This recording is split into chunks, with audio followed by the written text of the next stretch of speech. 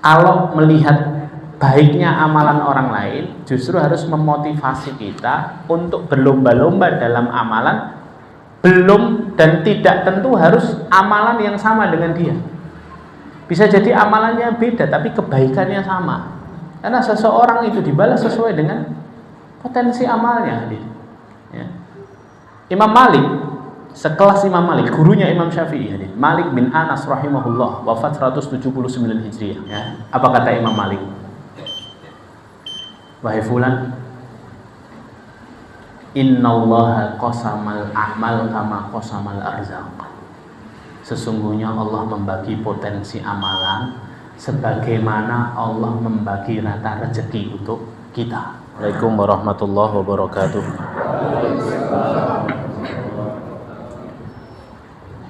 Innal hamdalillah wassalatu wassalamu ala Rasulillah wa ala alihi wa sahbihi wa man wala.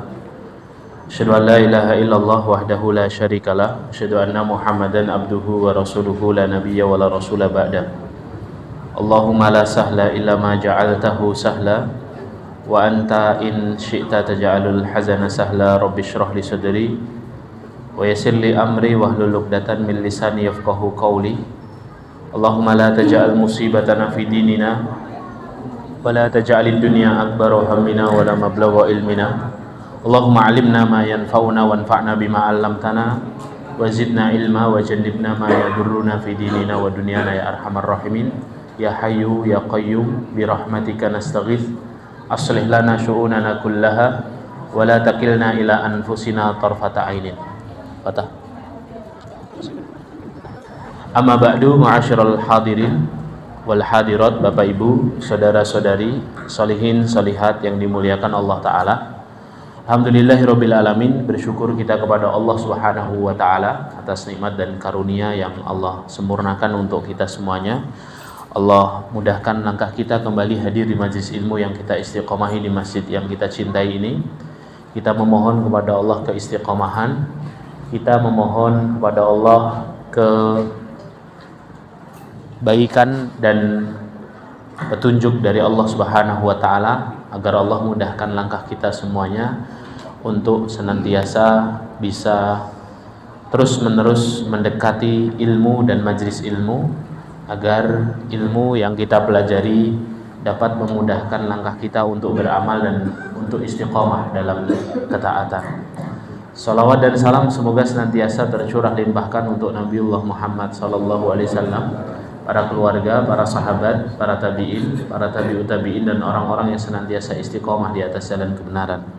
Ma'asyiral hadirin yang dimuliakan Allah, ketika para ulama membahas tentang kebahagiaan, maka para ulama mengatakan kebahagiaan itu adalah cita-cita setiap hambanya Allah.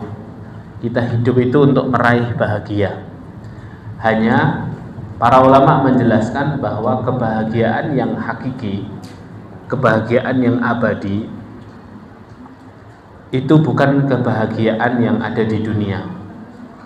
Karena kebahagiaan yang ada di dunia ini kebahagiaan yang nisbi, kebahagiaan yang sementara, kebahagiaan yang ada batasnya, kebahagiaan yang selama-lamanya itu hanya akan diperoleh oleh setiap hamba nanti ketika dia sudah berada di akhirat.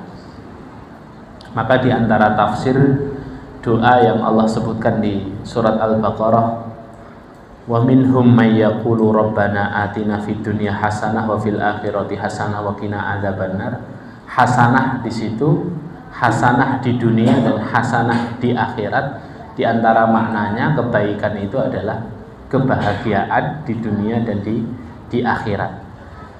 Maka dalam doa itu ada 3 kegelisahan: kebaikan dunia, kebaikan akhirat, dan terhindarnya kita dari api neraka. Yang 2 perkara akhirat, yang 1 perkara dunia. Ini menunjukkan bahwa kebahagiaan yang penting adalah kebahagiaan yang ada nanti di akhirat. Kenapa yang di dunia ini sifatnya nisbi? Kenapa yang di dunia ini sifatnya fana dan sementara?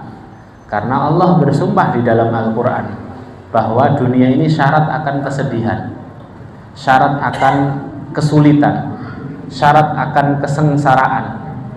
Sehingga kemudian kalaupun ada orang yang harus bahagia di dunia, maka harus diawali dulu dengan kepayahan.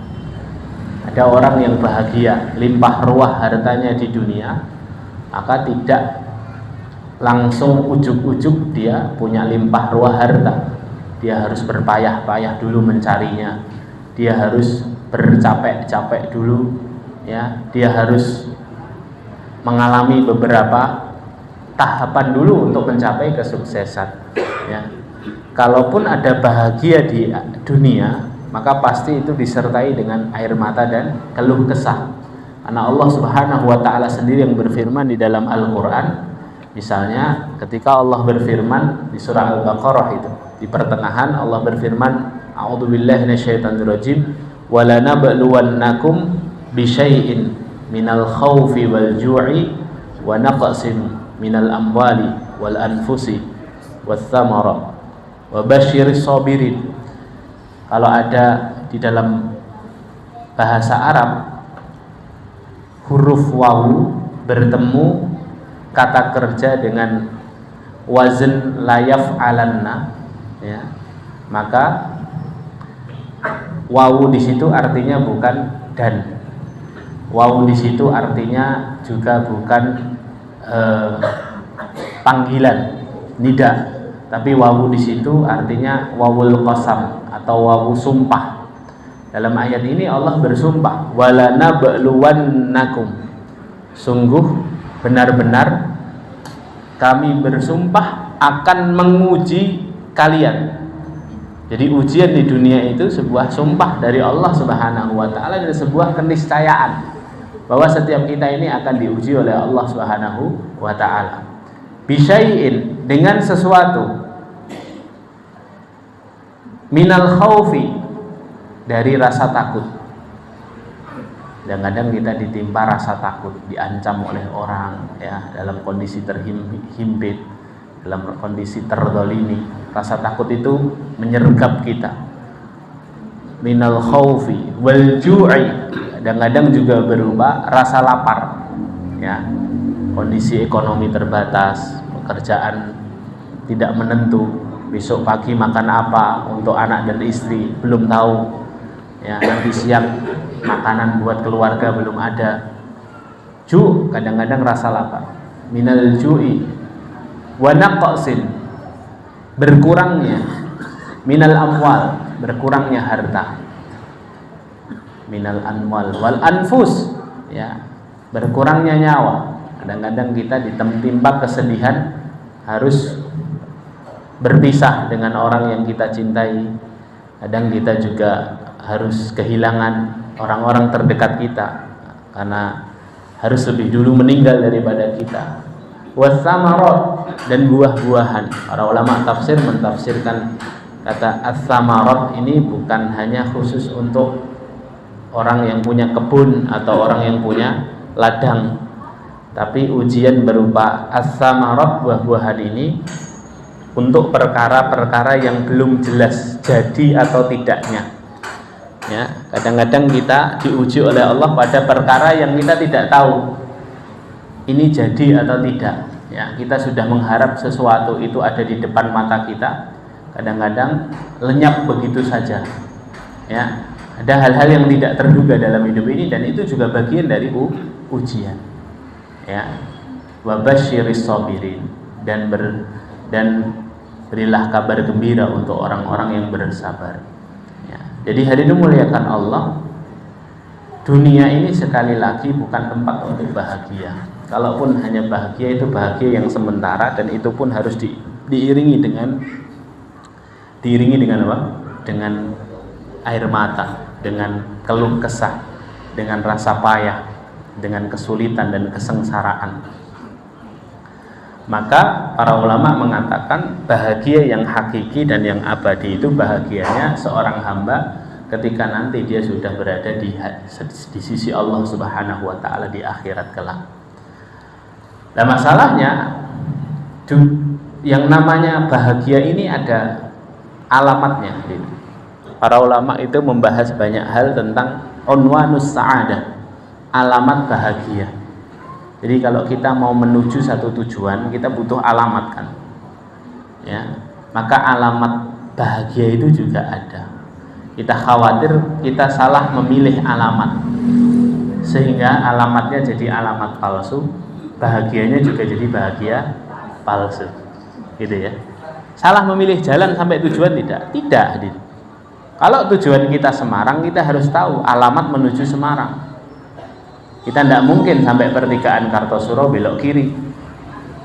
Bahagia tidak mungkin di Klaten kita menemukan kebahagiaan. Mungkin bablas sampai Jogja kita menemukan kebahagiaan, tapi bukan kebahagiaan itu yang kita tuju. Karena kebahagiaan yang abadi ada pada tempat titik berakhir kita, yaitu di surganya Allah Subhanahu wa taala. Maka berbicara tentang unwanus sa'adah atau anawinus sa'adah, ada sebuah riwayat yang sangat terkenal, di mana ada seorang ulama bernama Hatim Al-Asam rahimahullahu taala, yang mana Hatim Al-Asam ini adalah murid dari seorang guru mulia bernama Syaqiq Al-Balkhi rahimahullah. Hatim Al-Asam itu wafat 237 Hijriyah. Syaqiq Al-Balkhi itu wafat 194 Hijriyah. Jadi ini ulama abad kedua dan ulama abad ketiga, saling bertemu di satu zaman. Syaqiq Al-Balkhi ini seorang ulama dari sebuah negeri yang dulu dikenal sebagai negeri Bilad Ma Waro'an Nahar. Jadi kalau kita ke Asia Tengah, kita akan mendapati satu nahar atau satu sungai yang sangat panjang, namanya Sungai Amu Darya. Anda buka di peta, nanti di Asia Tengah itu membentang di antara negeri-negeri Asia Tengah, itu namanya Sungai Amu Darya.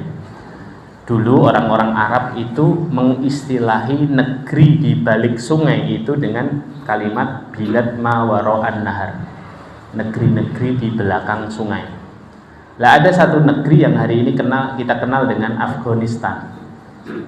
Jadi negeri-negeri Asia Tengah itu sekarang biasanya namanya belakangnya ada istannya. Afghanistan, Turkmenistan, Uzbekistan. Yang paling terkenal sekarang Uzbekistan. Ya. Karena menggagalkan Indonesia masuk ke final, ya. Tapi itu memang harusnya kita kalah tuh. Takzim kita sama Imam Bukhari sama Imam Muslim. Karena imam-imam hadis dan ulama-ulama besar itu lahir dan besar dari Uzbekistan ini, dari Bilad Ma Waro'an Nahar. Lah ada sebuah negeri namanya Afghanistan kalau sekarang, itu lingkup Asia Tengah semuanya.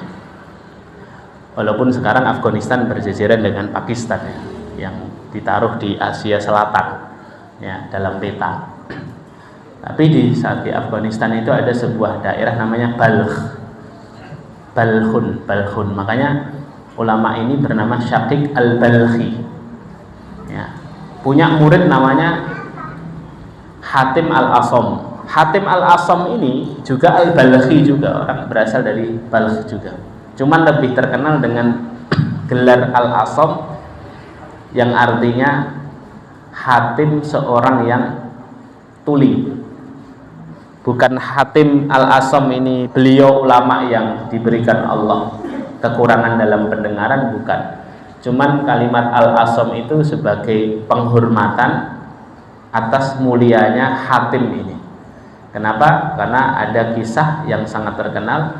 Hatim ini pernah didatangi oleh muridnya atau jamaahnya dari kalangan akhwat, kemudian bertanya tentang masalah agama.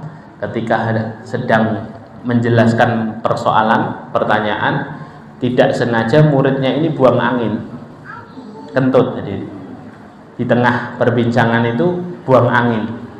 Lah Hatim itu melihat muridnya ini atau jamaahnya ini begitu malu, tanya ke ustadznya tapi tidak sengaja kelepasan buang angin.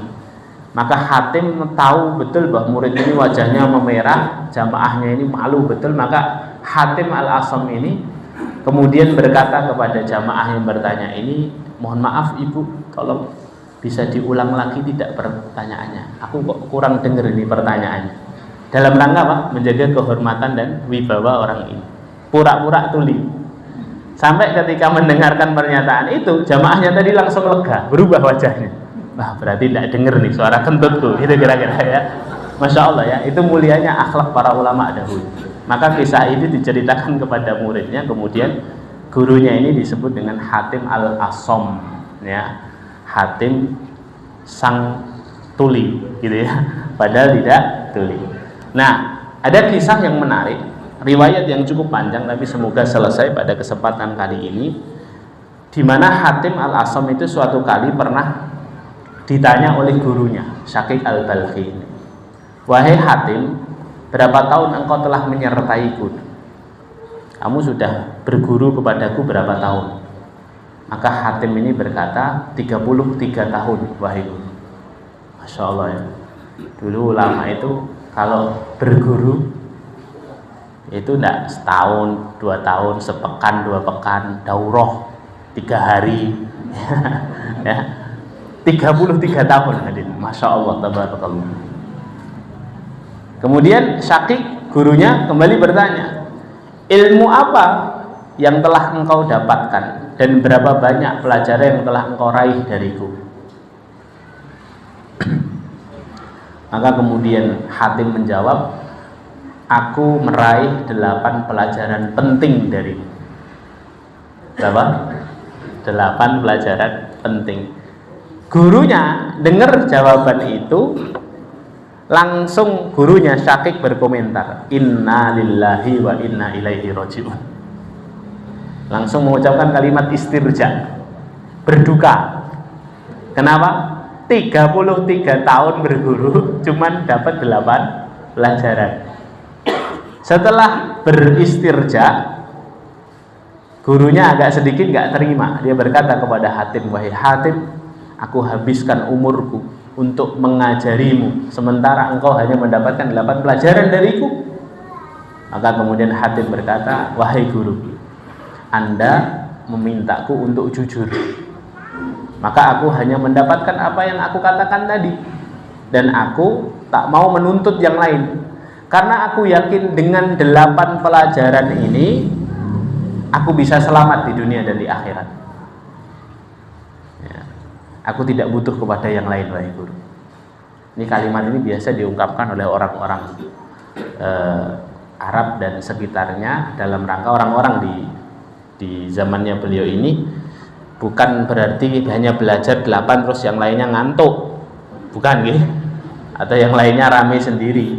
Tapi seakan-akan Hatim al-Asom ini ingin memberikan satu pengertian kepada gurunya, semua pelajaran yang kau berikan selama 33 tahun itu ya telah aku rangkum menjadi 8 pelajaran penting, dan menurutku 8 ini saja sudah cukup untuk menyelamatkanku dunia dan akhirat. Maka kemudian Syaqiq penasaran. Syaqiq bertanya kepada Hatim, coba kalau begitu sebutkan apa saja 8 pelajaran yang kau peroleh itu. Nah, ini para ulama, termasuk dalamnya Imam Al-Ghazali ketika menceritakan kisah ini dalam kitabnya ya, beliau menjelaskan 8 pelajaran penting ini adalah alamat kebahagiaan dunia dan akhirat, yang bisa kita jadikan panduan kalau ingin selamat dunia akhirat. Nah, 8 ini apa saja? Mari kita simak. Kata Hatim rahimahullah ta'ala, yang pertama, wahai guru, aku melihat semua makhluk dan aku saksikan masing-masing mereka memilih kekasihnya sendiri. Aku ini selama berguru denganmu 33 tahun, aku melihat semua makhluk itu memilih kekasihnya sendiri-sendiri. Sebagian menyertai yang mengasihi sampai sakaratul maut. Ada yang menjadi pasangan setia, kekasih setia, menyertai dan mendampingi sampai sakaratul maut tiba.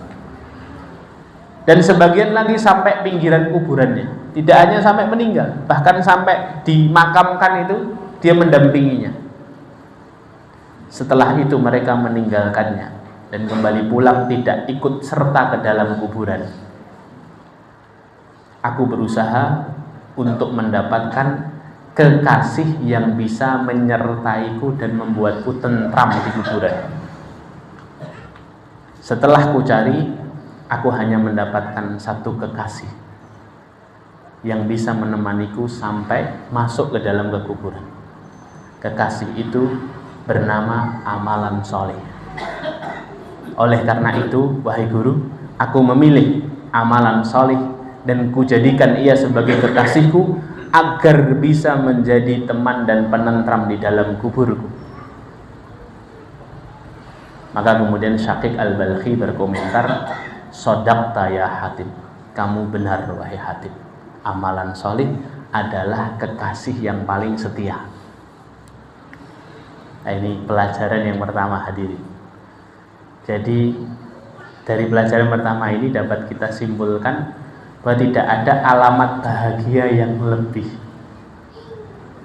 penting untuk kita jaga dibandingkan amal soleh. Amal soleh itu satu-satunya harta berharga yang akan kita bawa mati. Yang lain hanya 3 kata saja, tidak dibawa mati. Anda punya harta yang berlimpah, Anda simpan di brankas rumah, tidak dibawa mati. Anda punya rumah yang mewah megah, ya, tidak dibawa mati. Anda punya nama hari ini, tidak dibawa mati. Anda punya ratusan ribu pengikut hari ini, tidak dibawa mati. Kedudukan, kekuasaan, tidak dibawa mati. Yang dibawa mati hanya amal soleh. Yang dibawa mati hanya amal soleh. Bahkan seorang yang meninggal di pagi hari, gara-gara anaknya belum sampai di kotanya, karena harus pulang menempuh sekian jam untuk pulang ke kampung halamannya, maka kemudian pemakamannya ditunda besok pagi. Di malam harinya sanak saudara dan ahli warisnya mengumumkan kepada khalayak, Bapak Ibu yang dimuliakan Allah, kami umumkan bahwa pemakaman Bapak almarhum Fulan bin Fulan akan diadakan besok pagi jam 9, menunggu anak pertamanya sampai di rumah terlebih dahulu. Untuk malam ini jenazah akan diinapkan di rumah duka. Istilahnya sudah ganti, padahal ini rumahnya sendiri. Pagi harinya masih rumahnya, malam harinya sudah diinapkan di rumah sendiri. Sudah bukan jadi rumahnya, hadirin. Sudah bukan jadi rumahnya. Rumahnya sudah milik ahli warisnya. Secepat itu, ya. Maka ini menunjukkan kepada kita bahwa kasih yang paling setia itu amal soleh. Amal soleh. Dan kita mengenal satu kaidah penting bahwa seseorang itu dibalas sesuai dengan amalannya. Al jaza'u min jinsil amal. Besarnya balasan tergantung besarnya amalan, tergantung jenis amalannya. Maka barang siapa yang menanam, dialah yang akan memanen. Man amila sholihan fali nafsih, kata Allah. Barang siapa yang melakukan amalan solih, amalan kebaikan, kebaikan itu akan kembali kepadanya. Wa man asaa fa 'alaiha. Dan barang siapa yang melakukan keburukan, keburukan itu akan kembali kepadanya. Jadi kita ini di waktu yang sangat terbatas berlomba-lomba untuk mendekatkan diri kita pada kekasih abadi kita, yaitu amal soleh. Ya. Ada seorang ulama yang disebutkan oleh Imam Al-Ghazali dalam kitabnya Ayyuhal Walad, di nasihat yang ke-14, beliau menyebutkan satu riwayat dari seorang ulama di zaman sebelum beliau, namanya Imam Ash-Shibli. Saya hafal betul matalnya ini. Hukiya Ash-Shibli rahimahullahu ta'ala. Dikisahkan dari seorang ulama bernama Ash-Shibli rahimahullahu ta'ala. Khodama arba'ami'ati ustadin. Ash-Shibli ini punya 400 ustadz. Dia berguru kepada berapa? 400 ustadz, Pak. Panjenengan ustadznya berapa, Pak? 1, 2, 3. Ini 400. Ini berarti ulama tenanan gitu loh. Maksudnya Imam Al-Ghazali itu nih ingin memberikan pengertian kita. Ini ulama beneran. Ustadznya saja 400 gitu. Faqala, dan beliau berujar, Asyibli ini berujar, qara'tu arba'ata alafi hadisin. Aku telah mempelajari 4.000 hadis dari ustaz-ustaz. 4.000 hadis ini. Summah tartu minha hadisan wahida.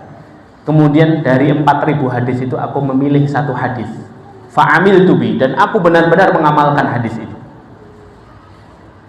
Fakhalaitu ma siwahu, dan aku tidak menjadikan hadis-hadis yang lain itu sesuatu yang penting. Aku hiraukan hadis-hadis yang lain, aku pegang satu hadis ini. Kenapa? Li'anni ta'ammaltuhu fawajadtu khalasi wa najati fihi. Karena setelah aku memperhatikan hadis ini, aku mendapati jalan selamatku ya ada di dalam hadis ini. Jalan selamat dunia akhirat, jalan kebahagiaanku, najati, itu ada di hadis ini. Wa kana ilmul awwalina wal akhirina kulluhum mundarijan fihi. Kata beliau, dan ilmunya orang-orang terdahulu dan orang-orang belakangan itu semuanya terangkum dalam hadis ini. Faktafaitu bihi, maka aku mencukupkan diri pada hadis ini saja. Wa dzalika anna Rasulullah sallallahu alaihi wasallam qala li ba'di ashabi, yaitu ketika Rasulullah sallallahu alaihi wasallam bersabda kepada sebagian sahabatnya. Nah, ini perhatikan sabda Rasulullah ini. I'mal lidunyaka biqadri muqamika fiha wa'mal li akhiratika biqadri baqaika fiha. Beramallah untuk duniamu. Beramallah untuk duniamu sesuai dengan kadar kamu tinggal di dalamnya, kata Rasulullah. Jadi beramal untuk dunia ini sesuai kadarnya saja. Lah kamu tinggal di dunia berapa tahun ya sudah beramal untuk itu. Jangan terlalu ngoyo. Kalau kira-kira umur kita 60 ya sudah cari harta untuk 60 tahun itu. I'mal lidunyaka biqadri muqamika fiha. Beramallah untuk kehidupan duniamu sesuai kadar tinggalmu di dalamnya. Wa'mal li akhiratika biqadri baqaika fiha. Kemudian lanjutan hadisnya, dan beramallah untuk akhiratmu sesuai kadar kekalmu nanti di akhirat. Kira-kira lamaan di dunia apa lama di akhirat, Pak?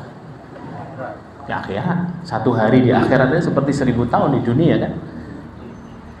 Fa inna yawman inda rabbika ka'alfi sanatin mimma ta'udun, kata Allah di surah Al-Hajj itu.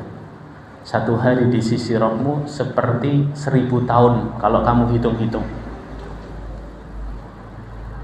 Dari satu kalimat ini menjelaskan kepada kita, kalau kita mau tinggal di dunia, ya carilah dunia, beramallah untuk dunia sesuai dengan kadarnya saja. Kalau kita mau tinggal di akhirat, beramallah untuk akhirat sesuai dengan kekekalan kita nanti di akhirat. Maka beramal itu harus lebih banyak untuk akhirat daripada untuk dunia. Tapi hadis ini tidak berhenti di sini. Hadisnya ada lanjutan satu kalimat lagi. Wa'mal lillahi biqadri hajatika ilaih. Beramallah untuk Allah sesuai kadar kebutuhanmu kepadanya. Ini menohok sekali hadirin. Beramallah untuk Allah sesuai kadar butuhmu kepada Allah. Butuh nggak kita sama Allah, hadirin? Maka kalau beramal ya untuk Allah saja, karena kita butuh sama Allah. Kemudian lanjutan akhirnya apa? Wa'mal linnari biqadri sabrika 'alaiha. Dan beramallah untuk nerakamu sesuai kadar kesabaranmu menghadapi panasnya. Beramallah untuk neraka. Berarti apa? Bermaksiatlah sesuka hatimu. Berlakulah dosa sesukamu, kata Rasulullah, sesuai ketahananmu menghadapinya, sesuai kesabaranmu menahan panasnya. Kata-kata Asyibli rahimahullah, hadis ini sudah cukup mewakili semua ilmu. Karena inti dari ilmu itu apa? Amal.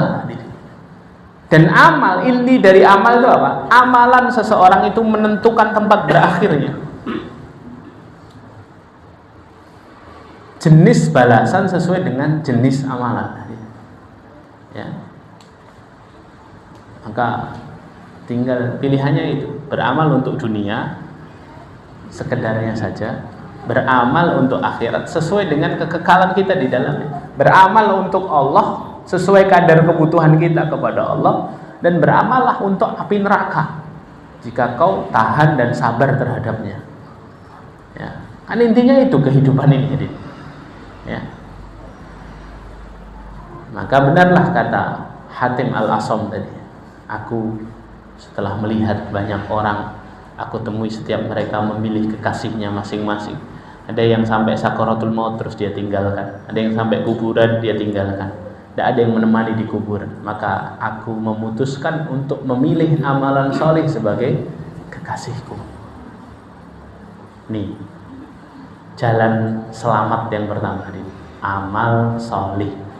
Maka mari kita pilih amal soleh kita masing-masing. Dan Allah itu membagi amalan sebagaimana Allah membagi rezeki, Bapak Ibu. Jadi jangan gusar terhadap amalan orang lain. Mungkin memang amalan orang lain itu karena potensi dia di situ dan potensi kita tidak di situ. Kalau melihat baiknya amalan orang lain, justru harus memotivasi kita untuk berlomba-lomba dalam amalan. Belum dan tidak tentu harus amalan yang sama dengan dia. Bisa jadi amalannya beda tapi kebaikannya sama. Contoh kajian ini, ada takmir kan di Nur Mirah ini, ada bagian media. Memang dia jago di dalam urusan media, edit video, ya, tata letak, apa ini, kamera di mana yang pas. Ada yang jago di urusan khidmat kepada ustadz, dia yang antar jemput ustadz. Ya. Ada yang mungkin hanya nyata meja, taplak meja, ngangkat meja. Itu setiap itu jadi amalan-amalan yang kemudian menjadikan kita dicintai Allah Subhanahu wa taala. Karena seseorang itu dibalas sesuai dengan potensi amalnya. Ya. Imam Malik, sekelas Imam Malik, gurunya Imam Syafi'i, Malik bin Anas rahimahullah, wafat 179 Hijriah. Imamnya dunia hari itu, ngajarnya di Masjid Nabawi. Jadi ngajarnya Imam Malik itu di kota Madinah di Masjid Nabawi. Penulis kitab paling sahih setelah Al-Quran, kitab Al-Muwatta. Sebelum ada Sahih Bukhari dan Muslim, sahih, kitab paling sahih setelah Al-Quran itu kitab Al-Muwatta. Suatu hari dikirim surat sama temannya, Malik, ditegur sama temennya, hei Malik, aku kok melihat kamu ini jarang sholat malam, tidak pernah tahajud kamu ini. Kamu ini guru umat tapi jarang sholat tahajud. Ini kita membicarakan riwayat ini bukan membuka aibnya Imam Malik ya, tapi kita justru akan melihat kemuliaannya Imam Malik. Malik, kamu ini gimana sih? Kamu ini gurunya umat, ulamanya ulama. Ada namanya audio, iya, coba dimatikan dulu. Iya, barakallahu fiik. Iya, saya lanjutkan ya. Kamu ini gimana sih? Gurunya umat kok jarang kelihatan sholat malam, nggak pernah tahajud. Kalau malam tidur sampai subuh, Pak. Pada faktanya memang demikian. Imam Malik itu jarang sholat tahajud. Tapi lihat jawabannya Imam Malik kepada kawannya ini. Setelah kawannya didoakan, ya, dia berterima kasih kepada kawannya, ya. Apa kata Imam Malik? Wahai fulan, innallaha qasamal a'mal kama qasamal arzaq. Sesungguhnya Allah membagi potensi amalan sebagaimana Allah membagi rata rezeki untuk kita. Jangan tahu konsep Allah membagi rezeki itu, Pak. Kalau jenengan belum tahu, datanglah ke Jalan Slamet Riyadi Kartosuro, Pak. Di sisi kanan jalan, utara jalan, orang jualan bebek goreng, Pak. Jelendrek, mungkin ada salah satunya di sini. Ya. Laku semua, Pak. Harusnya yang paling laku kan yang paling enak dan paling murah, Pak. Dan segonya akeh. Tapi enggak, Pak. Itu laku semua. Ternyata itulah konsep cara Allah membagi rezeki. Di kota barat itu, Pak, kuliner kota barat, saya pernah survei. Itu yang jual ayam goreng itu, Pak, lebih dari 3 warung, Pak. Yang jual nasi goreng lebih dari 5 warung. Setelah saya survei, laku semua, Pak. Saya cek pelanggannya, Pak. Saya wawancara itu, bilang, kok beli nasi goreng di sini? Di sini nasi gorengnya pedes, Mas, katanya. Yang di sana, di sini nasinya banyak. Orang punya persepsi beda-beda, Pak. Ada yang di sini ada bonus kremesnya. Ada yang satu lagi, Pak, di sini ada bonus kerupuknya. Boleh makan kerupuk sesuka kita. Oh, Masya Allah. Inilah cara konsep Allah membagi rata rizki. Lah kata Imam Malik apa? Sesungguhnya Allah membagi rata potensi amalan sebagaimana Allah membagi rata rezeki. Setiap kita ini dikasih potensi amal sendiri-sendiri. Kemudian Imam Malik berkata apa? Ada orang yang masuk surga melalui pintu jihad. Ada orang yang masuk surga melalui pintu sholat. Ada orang yang masuk surga lewat pintu sodakoh. Ya kan? Pintu surga jumlahnya berapa, Pak? 8. Semuanya ada namanya. Seseorang masuk sesuai dengan amalannya. Ada orang masuk lewat pintu ar-rayyan, pintu puasa. Maka kemudian Imam Malik melanjutkan, semoga wahai kawanku, amalanku mengajarkan ilmu ini, mengejar ketertinggalanku dari amalannya orang yang bisa istiqomah sholat tahajud. Masya Allah. Maksudnya ini, Pak, ya, kita ini punya amalan sendiri. Coba cari, Pak, apa amalan kita. Kalau Anda orang kaya, tidak ada pilihan lain, amalannya sedekah. Saya, Pak, kalau ngisi orang-orang kaya, sudah babnya 1 tok, Pak. Saat bosan ya wis sedekah, Pak. Saya kalau sama orang kaya, Pak, bukan saya yang butuh, Bapak Ibu, Anda yang butuh saya bilang. Keluarkan harta Anda. Kenapa? Amalannya sedekah, Pak, orang kaya. Mau apa lagi amalannya? Kalau Anda termasuk orang kaya, maka bisa jadi Allah kasih harta yang banyak untuk Anda, karena Allah melihat amalan lain selain amalan harta tidak cukup mampu untuk Anda lakukan. Maka dikasih harta yang banyak biar sedekah. Tapi kalau orang tidak kaya, ya mungkin amalannya sabar, Pak. Nah, kalau jenengan mendapati saya ngisi tentang sabar, berarti saya nggak nganggap jenengan orang kaya. Enggak ya, Pak, bercanda ya. Jadi begitu, Pak. Setiap kita punya amalan sendiri-sendiri. Mungkin ada orang tuh yang kalau malam nggak bisa tidur, Pak, ya amalannya tahajud. Ada orang semego, Pak, tahu semego, Pak? Nek mangan orang nganggo sego uring-uringan, Pak. Nah ini berarti nggak bakat puasa sunnah, Pak. Cari amalan lain. Tapi ada orang yang nggak perlu makan seharian, cuma nyeruput teh manis pagi hari, aman sepanjang hari. Puasa, Pak, amalannya. Setiap kita punya amalan andalan. Jadikan amalan andalan itu asbab Allah memberikan jalan kita menuju ke kebahagiaan. Karena ingat Bilal bin Rabah, ya. Bilal bin Rabah itu orangnya masih di bumi. Dikabari Rasulullah terompahnya sudah sampai surga, Pak. Iya kan? Hadisnya masyhur, ya. Bilal, terompahmu kedengaran di surga. Terompah itu sendal, Pak. Sendalmu kedengaran di surga. Apa amalanmu, kata Rasulullah? Dengan tawaduknya. Itu padahal kesempatan momen berharga untuk Bilal menaikkan strata sosialnya. Bisa saja Bilal ngomong ke Rasulullah, ya Rasulullah, kayak nggak tahu aja ya Rasulullah. Saya ini taklim majelismu setiap hari hadir ya Rasul. Saya umroh sekian kali, saya haji sekian kali. Bisa, saya adzan setiap hari. Bisa, tapi tidak dilakukan oleh Bilal. Bilal sangat tawaduk. Bilal mengatakan apa? Ya Rasulullah, amalanku sama dengan amalan para sahabat, bahkan lebih mulia mereka daripada aku. Dipaksa sama Rasulullah, padahal Rasulullah sudah tahu jawabannya. Rasulullah hanya ingin memberikan edukasi kepada sahabat yang mendengar. Nah, ini kata para ulama, hadis ini juga menjadi pelajaran penting bagi kita. Bolehnya kita menasihati orang lain lewat lisan saudara kita. Jadi jenengan kalau perkewuh mau nasihati teman, pura-pura saja tanya ke Ustadz, Pak, pas sesi tanya jawab, Ustadz, apa hukumnya ini. Ya itu kalau wong Jawa itu napuk nyilih tangannya wong itu. Nah itu, ya boleh itu. Nah ini yang dilakukan Rasulullah. Rasul ingin ngasih tahu para sahabat, tanya ke Bilal. Bilal apa amalan?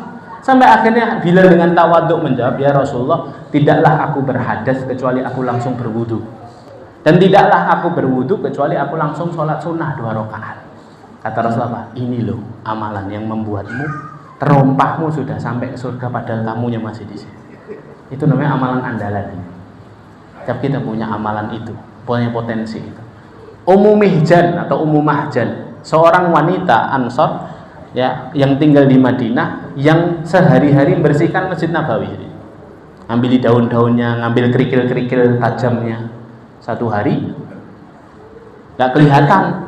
Rasulullah tanya sahabat, Ummu Mihjan mana yang biasa ngambilin daun? Para sahabat tertunduk berkata, ya Rasulullah, Ummu Mihjan kemarin wafat ya Rasulullah. Loh, kok aku tidak dikasih tahu? Kata sahabat, ya Rasulullah, kami khawatir mengganggu urusan negaramu. Ummu Mihjan ini siapa sih ya Rasulullah? Ya para sahabat, baik, takutnya nanti mengganggu kesibukannya Rasulullah ngurus umat. Maka apa kata Rasulullah? Tunjukkan aku mana makamnya. Sampailah Rasulullah ke makamnya, sholat ghaib di situ Rasulullah, kemudian mendoakan Ummu Mihjan agar menjadi ahli jannah. Yang doakan siapa? Rasulullah. Mustajab kan? Mustajab tadi. Ahli jannah gara-gara amalan andalan. Ya. Maka ini alamat bahagia yang pertama, Bapak Ibu yang dimuliakan. Amal solih. Fokus pada amalan solih. Sefokus kita membayangkan seberapa lama kita nanti kekal di akhirat. Fokus beramal untuk Allah sesuai kadar butuhnya kita kepada Allah. Tapi silahkan bermaksiat, melakukan dosa sesuai kadar ketahanan dan kesabaranmu menghadapi panasnya api neraka. Waliyadzubillah. Jazakumullahu khairan. Satu dulu nih Bapak Ibu. Ya. Hasilnya 8 ini, baru 1 tok. Ya nanti dilanjut lagi ya. Biar besok penasaran datang lagi gitu ya. Barakallahu fikum. Kita tutup dengan bacaan hamdalah dan kafaratul majlis. Alhamdulillahirabbil alamin. Subhanakallahumma bihamdika asyhadu an la ilaha illa anta astaghfiruka wa atubu ilaik. Assalamualaikum warahmatullahi wabarakatuh.